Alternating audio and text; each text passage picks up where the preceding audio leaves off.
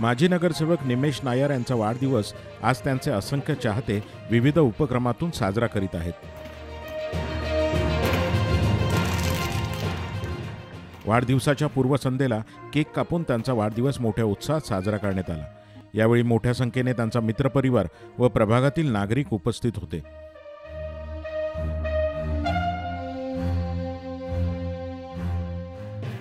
निमेश नायर यांच्या वाढदिवसानिमित्त night volleyball स्पर्धेचं आयोजन देखील करण्यात आलंय.